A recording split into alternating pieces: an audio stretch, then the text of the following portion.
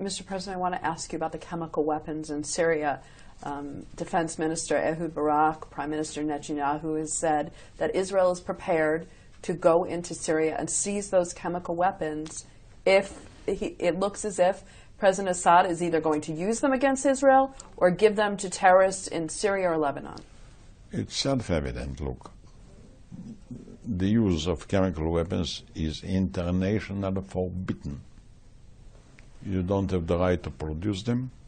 We ourselves have signed this international law. You don't have the right to use them. And what do you do when somebody violates the law? You fight against it. You stop them. And the Syrians must be aware that what they do is against international law and endangering here our lives. So we shall not remain indifferent and tell them do what you want. How far are you prepared to go? Until it will stop being a danger. How does Israel know when it's time to seize these weapons? Do you do it if the regime collapses? Do you do it if before they give it into terrorist hands? I think Israel is quite experienced in discovering dangers ahead of time, and their eyes are sharp and alert, and I'm sure that we shall know ahead of time. What will happen if Syrian refugees try to cross the Israeli border? Will you help them? No. Will you stop them by force? Well, first of all, until now, none of them asked to come in. If they will come in by force, we shall stop them by force.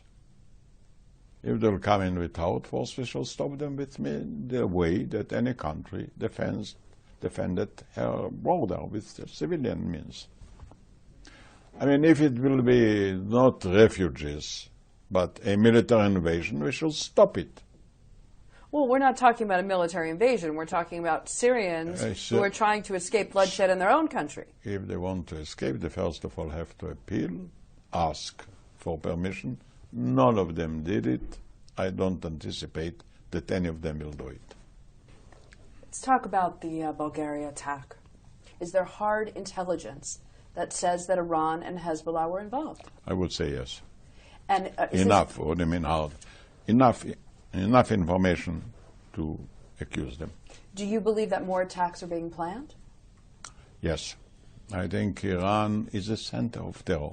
Mr. President, it seems as if you and Israel and Iran are in a shadow war, that Israel is in a shadow war with Iran and its proxies.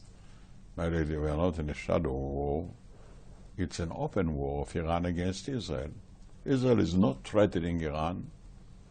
Iran is threatening Israel. It's not a war. It's a one-sided attack. But if you retaliate, if you retaliate, Mr. President, aren't you prepared for the wave of terror that could hit Israeli citizens all over the world? You can't protect every Israeli tourist in every city around the world. We don't retaliate. We prevent.